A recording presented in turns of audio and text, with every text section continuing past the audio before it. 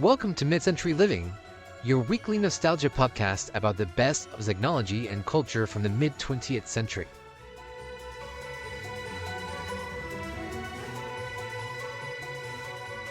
Welcome to episode 44 of Mid-Century Living, the show where we talk all about the best of the mid-20th century and how to add the vintage vibes to your modern life. We are your hosts, Gonzalo. And Jackie, thank you for joining us today. So today we're doing another deep dive into a beloved mid-century collectible, Franciscan Starburst Dinnerware. But first, Gonzalo, how was your week? My week was good. We are in officially, not just in the episodes of our podcast, but in recording time in the actual burst. Yay! Finally. Yes, and I mean it's like the September, November, whatever. That's the wrong order, but we get it. And that means that for teachers, we get our first holiday, which is Labor Day. But no, it's been good. It's been crazy. We had our first test this week. So is homecoming coming up? Is that a big... Yeah, in 3 weeks. Neat. Oh, that's 3 weeks away. Oh. I have to go chaperone the dance. Ooh. Yeah. That's cool. Last year they got a video of me dancing the wobble on stage, so I don't know. Yeah, maybe. Somewhere out there's a TikTok of me dancing. Great. Yeah. But yeah, I feel like the first couple of months of a school year are like really action-packed. So yeah, everything's going on. We had what's it called? Like we have theme days every week. This past week was decades, so I was dressed in my finest 90s attire, flannel included. Good. But no, it's been good. Yeah, short week, upcoming, long week that just passed. So, how was yours? Also excited about being in the Burr months. So I rotated my Pyrex display. So I packed away my spring and summer Pyrex, which is spring blossom green and butterfly gold, and I took out autumn harvest and early American, which are my fall and winter Pyrex prints. And so that was pretty exciting. I actually, each year, like every year when I redo it, it's always like a little bit different than it looked last year. And I think I really nailed it this year. I actually finally completed last year the Cinderella bowl stack of the autumn harvest. And so this is my first season where I have like the complete bowl stack, all four sizes. And it's so pretty. Listeners, I wish you could see her face because she is like positively blooming with excitement. So I did that, and that was my big, like, I actually did it the night of August 31st, so that September 1st I could wake up to my, like, fall Pyrex. We all celebrate, like, the happiness of, like, Christmas Eve, waking up to Christmas, and then Jackie celebrates August 31st, moving into the 1st of September. I mean, this is my time. Like, I'm just thrilled that it's fall, even though it doesn't feel like fall. It's, like, unofficially fall. It's fall on the internet. It's fall. It's fall in my Pyrex hutch. It's kind of fall in my closet. I did take out some, like, short sleeve sweaters, like transition sweaters, and some of my spooky prints, because I usually fold those in September. And then, as listeners from last year may recall, I wear only Halloween stuff all October long. But I actually have, like, more outfits than there are days in October, so I have to fold them in September too. So, meanwhile, I still have nothing that says Halloween. Nothing, not even one of those tacky "this is my costume" T-shirts. Like nothing at all. I have a pair of socks that are black and orange, which is what I wear on 31st of October. Well, I guess we all have our own different hobbies. That's fine. Womp womp. So that was my big excitement for this week. This is a good weekend. So I'm glad that you talked about vintage plates in the form of Pyrex for your weekly catch-up, because that's got to do with what we're talking about today. Yes. So I figured we haven't done a good, like, niche mid-century collectible deep dive since our Penguin Hot and Cold Server episode 2 seasons ago. So we were due for something else. So I really wanted to talk about Franciscan Starburst specifically, but we can't do that without talking about the history of Franciscan ware China. So since, as usual, the history part of this topic starts well before the mid-20th century, Gonzalo, why don't you start us off? Yes, I am here as the resident nerd. So, Here to handle all of your ancient history needs. Not ancient yes, history. yes, I should have a superhero name. History nerd to the rescue. We'll make that little cartoon. Any illustrators out there want to make Gonzalo the history nerd superhero cartoons for us, please? Yes, the only caveat is please give me hair and not make me bald. Anyway, guys, Franciscan Ware was a part of the organization called Gladding, McBean and Company, which was founded in 1875. And they started out manufacturing building products made of clay, so like roof tiles, sewer pipes, bricks, that kind of stuff. And Gladding, McBean and Company chose to put their plant in Placer County, California, so they could take advantage of the natural deposits of clay there. And business took off. So by the mid 1920s, they were the largest manufacturer of clay products in the USA. And by 1934, they've expanded production and created Franciscan Ceramics, a pottery and tableware line. And these products were produced in LA, Los Angeles, in California, in the US from 1934 all the way through 1962. And their official business name was Franciscan Ceramics, but it had several trade names: Franciscan Pottery, Franciscan Ware, and just Franciscan for dinnerware products. And their claim to fame was a special mixing and firing technique that Gladys McBean and Company had developed and continued to perfect as they produced their dinnerware lines. And they called their clay formula Melanite. And in 1942 catalog, they explained it as the most important technical achievement in the pottery industry in the past century. Instead of wares being made from clay, the basic material of melanite is rock, the same material from which talcum powder is produced. Now, combined with the talc is an amorphous flux, which in the heat of the kiln binds together the molecules of talc so that extremely tough and durable body is formed, highly resistant to thermal shock and free from internal flaws. Right? So I think that's enough of our tech talk for a Very second. technical. Yeah, very technical. But basically, Gladdy McBean and Company had discovered a way to make pottery less porous so that it could last longer and resist cracking. So Franciscan Ware was very successful and continued to innovate in dinnerware and pottery glazes, shapes, and patterns all the way through World War II.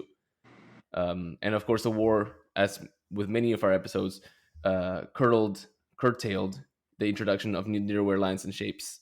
The company continued to produce ware already in production, however, discontinued all art ware lines until 1948. So from then we get into the 50s, so I'll take back over. So in 1952, the company chairman of the board retired after 54 years of service, and their chief designer and stylist also resigned that year. So basically, the company had to reorganize pretty quickly. A new design department was created with a designer named Mary Jane Winans. Not sure. I think so. Yeah, as the chief designer and stylist, and joining her in the newly formed design department were two designers, George T. James and Otto Lund. George T. James was originally hired by Gladding, McBean and Co. in 1950 as a ceramic engineer, but was promoted to design department during this reorganization. And so James was cool because he was an admitted devotee of the Bauhaus movement, so he sought to bring this aesthetic to his design work. And more on that later. We love some Bauhaus. We sure do.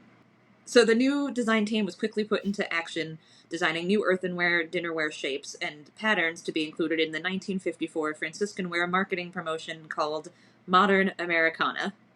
And this brings us to the introduction of the Starburst line. So two new lines with unique shapes were designed for Modern Americana. One was the eclipse shape that our buddy George T. James designed. So I wanted to, before we get to the actual print, talk about how cool like the shape of this pottery is. So we will of course post photos on the Instagram for everyone to look at. But if you look at a picture of Franciscan Starburst pottery and try to like not fixate on the pattern and just look at the shape, I think you can really appreciate the design here. It's very like, I want to say ergonomic. I don't know if that's the right word to use, but like it's very much built for use. It's round and it's got these like interesting little cutout like thumb hole For the thumbs, yeah. in the butter dish So and the oil and vinegar and the salt and pepper shakers, and like everything's kind of asymmetrical. It's very, but very everything's cool. also like very much for use. Like you can tell that it was designed with like the end user in mind. So we have George T. James to thank for this cool pottery shape, but we actually have a different designer to credit with the pattern. So another female designer, Mary C. Brown, who was a contract designer, she designed the surface patterns Starburst and another one called Pomegranate specifically for the eclipse shape.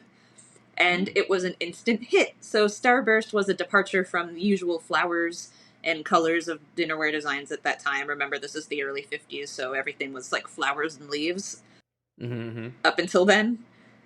So the atomic starry design on Franciscan Starburst actually fit in really well with a new chrome kitchen and advanced appliances that were also getting popular. And you guys may recall from um, all our previous episodes that atomic power was a huge influence on design at this time. Yeah, the first thing that came to mind was Googie architecture. Mm-hmm. Another really interesting thing about this line, just from a like landmarks in pottery design kind of thing, is that these designs were done in a smooth decal pattern as opposed to like a raised hand painted pattern. So that was a cool modern technique that they were doing also. And the Modern Americana group of dinnerware patterns was marketed in all the company's promotions in 1954, but they actually stopped promoting that group specifically in 1955, and they just folded everything under the general earthenware line sold by the company. So I got some snippets from photos I found of the Franciscan Starburst catalog from January 1st, 1959, where it was still being sold. It just wasn't being sold as that like marketing line anymore. Their marketing line at the beginning was, "Here comes excitement for your dinner table. The explosive beauty of Franciscan ware's Starburst, nationally recognized as one of the outstanding examples of art in everyday life," which I thought was really... It is really cool, and the more I look at the pattern, and now you say you're gonna talk about the pattern in a second, but it's I it's very like I don't know, very mid-century. I don't know how else to say it, but like I can just see like table set with like these and like it being completely like cool and normal and trendy. Mm-hmm. Yeah, Anyway, trendy is a good way to put it. It was very on trend for this time of yeah, year. which is Or kind of this... like I wish I had lived through I it. know, like, can you imagine how good that would look, like, eating off these plates, sitting next to your Frigidaire flare, Yes, opening up your fridge with the revolving shelves, and just, like, all of our kitchen... all of our yes, yes, kitchen it is. episodes at once with... So, according to this catalog that I found, there were 50 total pieces in the collection. They were all sold separately, as well as in 16 and 50 piece sets. Individual prices range from 95 cents for a bread and butter plate to $9.95 for the salt shaker and pepper mill set. You could get a whole 50 piece set, which was 8 table settings, for $59.95, which is $647.24 in today's money. Oh wow, that's not bad I, for you know, for I don't 50 actually piece. know what fine china goes for these days. Like, if you Oh were yeah, buying like a good set of plates, is $650 normal? so I don't know how much fine china would be for, but like I like so 50 piece for 8 table settings for $650 to me makes sense because my table sits 8 and I need to buy in multiples of 8, and I know I've spent in non fine china at all. I've got like regular nice, I'm doing air quotes, Air quotes. white porcelain plates and like regular like Garden Ridge or whatever it's called now uh glasses, and I'm sure I've spent easily $200, if not 3 or 4, on setting the table and on very bland looking white porcelain. So And basic plates, so paying a little bit more basic, for yes, style is probably normal. yeah. So these plates are still very highly sought after and have held their value today. So here are some prices I found based on sold eBay listings. That's the trick, is to always filter your eBay searches by sold if you're trying to figure out how much something goes for. Because Oh, people can ask whatever they want, but you really want to know what people are buying it at. So I didn't even know that I am at a loss of words. That's like brand new information. That is a vintage collector fun fact, so you're welcome. So the bread and butter plate that was sold for 95 cents in the original catalog we were just talking about goes for $10 today, which I based that on a lot of 3 sold on eBay for $30 and a set of 5 for 50. So I'm guessing everyone's kind of judging it as $10 a plate, which matches the inflation calculator almost exactly. So it basically kept its value up with inflation. Yeah, we do actual research, guys. Is that like that's some top notch math? I did try to Not put math, the but- effort in. No, that's really cool. I like it. So dinner plates go for about $20 a plate, which is, again, pretty much on par with the inflation calculator. So dinner plates individually went for $2.15 originally, and the inflation calculator said they would cost $23 today, so pretty much right on schedule. The problem with this China pattern is that complete sets can go for crazy amounts of money. So, for example, the 6-piece place setting, just the plates, sold for $149 per place setting. And the seller had 6 place settings available, and each of them sold for $149. Well, each setting, Yep. like one setting Yep. of 6 plates. One setting of 6 plates, $150. Jeez, well, I mean, I guess that makes sense because it's. But like, so 6 if you times wanted to buy that 150, for but your house, 150 times 6, 900. oh, okay. So it's more than the inflation calculator, since we know that and those were 8-piece table settings that went for $650. So Yeah. Anyway. Did it tell you what was included in that 6 plate setting? Yes, so the 6 place setting was 1 10-inch dinner plate, 1 8-inch plate, 1 6-inch plate, 1 7-inch bowl, 1 5-inch bowl, and 1 6-inch saucer. No cup to go with that saucer. No just a cup saucer. to go with the saucer. Nope, just the saucer. So that's just like, okay, I'm gonna have a 6-inch saucer, and I'll just put a regular white bland porcelain cup on it.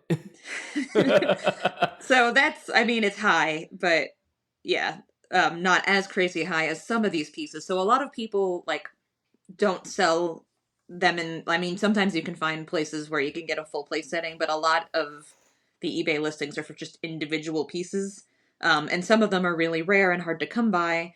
For example, the butter dish goes for about $100 just for the butter dish. And the salt shaker and pepper mill set that we mentioned earlier that sold for $9.95 originally is just sold on eBay for $800. Holy bananas. Like someone actually bought that with their money. That's a lot of money for a salt and pepper. I mean, I'm assuming that you're buying these on eBay not for everyday use. Maybe. Or it's like the last thing, like maybe you were able to piece together from estate sales and Goodwill everything except for the salt and pepper shaker, and maybe you're like, you know what, it'll complete the collection, it's worth it. And and I have money. And I have $800, so that would be something. But then again, you guys listening, don't lose hope, because you do occasionally hear stories of people buying like whole sets at the thrift store or the whole set at the garage sales. $975 for a 40-piece set on eBay. Yep. Sorry, I had But I mean, so eBay is eBay. But you could, I mean, you might find them in the wild. It happens. You hear people finding them. And also there are eBay listings that are cheaper than the 151. So like, for example, I saw somebody getting rid of like 2 plates, a cup, and a saucer for $45 per place setting. So there are deals to be had if you keep an eye out. I recommend, if you're really looking to set up like keyword alerts on eBay, so that they email you whenever a new one pops up. So if you do find someone who lists it and doesn't know what they have, you can snatch it up right away. If you do, however, find these pieces at like an antique mall, they look on eBay before they put those price stickers on, so it's going to be expensive, and that is why I don't own any of it at all. Your time will come. I'm still waiting. One day we will own Eames chairs and Franciscan Starburst dishware. I just got to go to a estate sale where they don't check the internet first, and they're just trying to get rid of everything. Like that'll be my moment. Yeah, Florida. Yeah, so they seem expensive. They look really cool though, and they're obviously very popular on vintage collectors. But also, they've made their stay in popular culture as well. So here's some examples of Franciscan Starburst popping up in popular culture. So in the mid 1990s, there was, you guys remember those Got Milk commercials? There was one about an airline pilot that has two Franciscan Eclipse Starburst cups, some saucers, and a relish plate and milk on the stewardess's card in the first class section. In 1999, the movie Blast from the Past, starring Brendan Fraser and Alicia Silverstone. In the beginning, some people are attending a dinner party and they're using Franciscan Starburst plates while eating buffet style. Knott's Berry Farm in California has a cafe with a design painted on their walls. The cafe by Accelerator in the retro 50s area. And then Alton Brown used some pieces from the Starburst collection on his show Good Eats. And listeners who've been listening for a while might remember that on our episode about the West Bend Penguin server, I mentioned that he also had some of those West Bend Penguin buckets in his kitchen set. So honestly, I think I have Alton Brown to thank for a lot of my taste in dinnerware. Yes. And possibly some other food nerds do too. So yes, not a cool. And we'll link the episode for the the West Bend Penguin server to our show notes. So if you haven't listened to it, highly recommend. And then also Google what it looks like. But there's people who, so going back to eBay and popular culture and all that stuff, there's people who buy these to display them or save them for special occasions. But there's plenty of people who use these as their everyday plates. The general consensus for maintenance is that it's okay to use in the dishwasher, but make sure that your dishwasher soap does not contain citrus because it will eat at the pattern over time. Hand washing is the surest way to make sure they look perfect forever, and they are not safe to microwave. It also is probably worth mentioning that the FDA says that any china made before 1980 could contain unsafe levels of lead. There are only 2 articles online of people finding lead in Franciscan Starburst specifically, but they're both from personal blogs, and a lot of people in the internet, like vintage collecting circles, do not consider these to be legitimate sources. And as I mentioned, I mean, people do eat off them regularly today. Some people inherited them from their grandparents who also ate off of them every day, like regularly. So, but if you're worried, you can buy lead testing kits, or you could just use these plates for cold foods, or specifically avoid eating highly acidic foods off of them.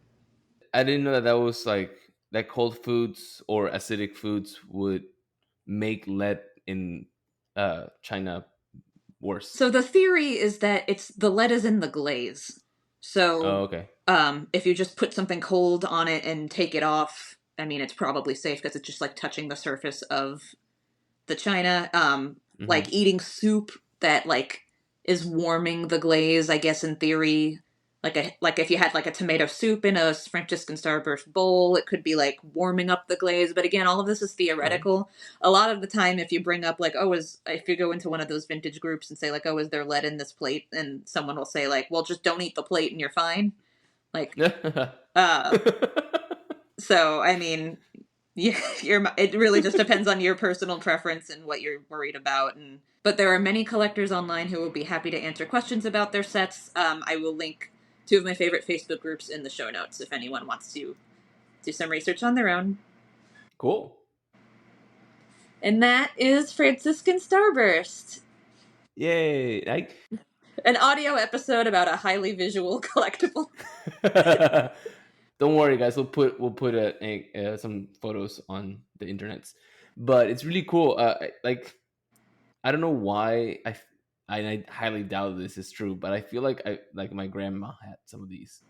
I highly doubt it because Argentina, but they look very like familiar. That's awesome. She did also have a house with like the kitchen counters were green. Cool.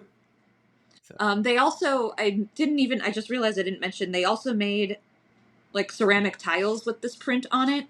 I just saw someone in one of those Facebook groups posting that their bathroom had all Franciscan Starburst tile on the countertop. That's cool. Which is pretty cool. Oh, on the countertop? Mm-hmm. Ooh. Tile on countertop. I feel like, especially like in a bathroom or in a kitchen, like the grout. How do you keep the grout from getting, grody? Bleach pens.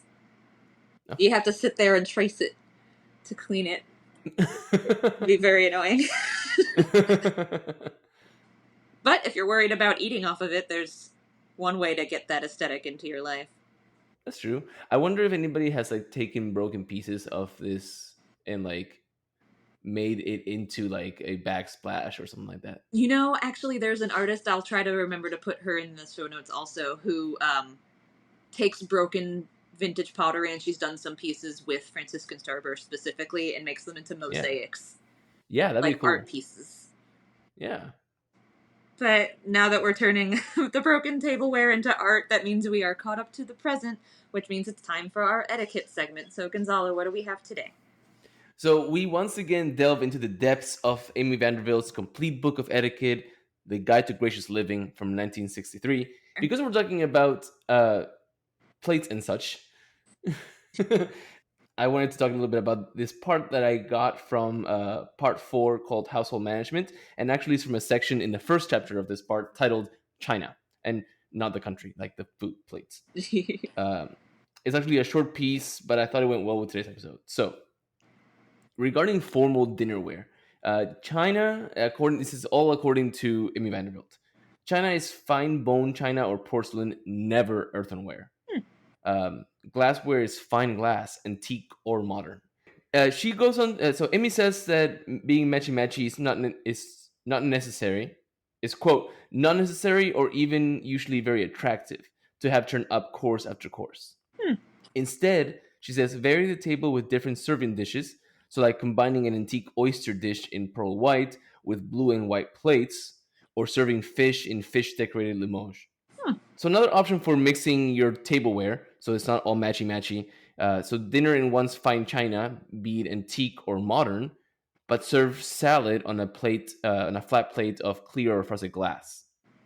The important thing to remember is that the plates on a single course must match. So as long as you're doing that, you're good. And serving dishes, butter plates, that kind of stuff may be silver or a fine blending of china or glass, but they don't need to match the set. Regarding the informal dinner, into this class, she says, quote, falls almost any receptacle for food placed on the table. So it's etiquette for me, for any of my students that made fun of me drinking coffee out of a mason jar this week. That is a receptacle for food placed on a table because I put it on my desk. Yep, you're right. Yeah. Anyway, she goes on to give some options, some examples. Seashells to hold deviled dishes or be used as ashtrays are good.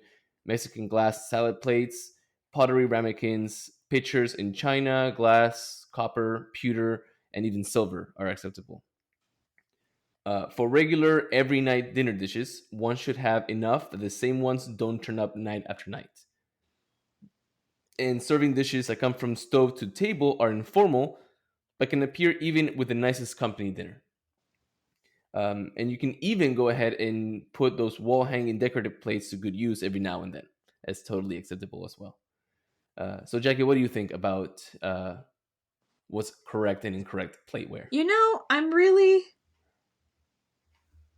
on board with all of this, except for I would have such a hard time not matching my tableware. Because I really love a matchy table setting. But apparently, well, she just said it's not necessary.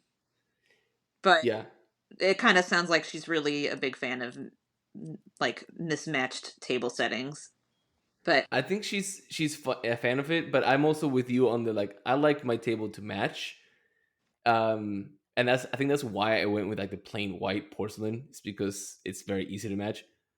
But when I set my parents' table for like fancy dinners at their house, and I used all the fine china that they're always too afraid to use, I will. My mom has like it's like frilly decorative plates with like gold edge. And she's got like the 10-inch plates and like the 8-inch plates and the 6-inch plates and then the bowls and then the saucers and the bread and the cups. And I go all out. And I go, why do you never use these? And I go, there's too much trouble to get out. And I'll get them out. Right. Yeah, my mother's china, we only use it for like Thanksgiving and Christmas. Yeah. It's got gold edges around it so you can't microwave it or like anything. I think she puts them in the dishwasher. I also like all these rules, but Amy, I'm going to have to agree with the matchy. I'm okay with matchy. Yeah. Another fun thing that she mentioned is using seashells as serving plates. That pops up in my vintage cookbooks all the time. Like Betty Crocker, even the Weight Watchers one, they always put like individual like scallop whatevers and like seashells, and everyone just must have had seashells around to like serve seafood to guests, and I want them. That's actually something that I've been like thinking about. Like, I don't even know how I would even go about Googling that, like seashells as serving dishes, but I really like that. I don't think it would ever have crossed my mind unless I was in the beach. But like, let's say I live in like New York City, like Central Park West or whatever, like, and I'm sitting at a table, I would never have thought of putting seashells on my table. I love it. Also, very lofty dreams of living Central Park West. Yeah, I love that look actually a lot, mostly because of all of the cookbooks I read. But anyway, other than me being more of a fan of matchy than the etiquette allows for, I like all of these tips. I thought this was fascinating. I like them too, and I think then it's fair to say, since we both agree with matchy being okay, that we should give it the stamp of approval with the caveat of matchy is approved by Miss Entry Living. Yes. Cool. Well, with that, guys, it looks like we've landed the plane. So thank you guys all for listening today. If you've enjoyed today's episode, please subscribe to the show and tell a friend. You can also follow us on Instagram at MCL Podcast. This is the best place to send us feedback and episode suggestions. Send us a DM anytime. You can also find us on YouTube, also at MCL Podcast. Before we go, you could also contact us through our new fan mail feature. So on your favorite podcast platform, you should see us send us a text message option in the show notes, and you can use it to send us fan mail. Yeah, send us some fan mail, send us some episode topics. And thank you guys for listening, and we'll talk to you again next week. Bye!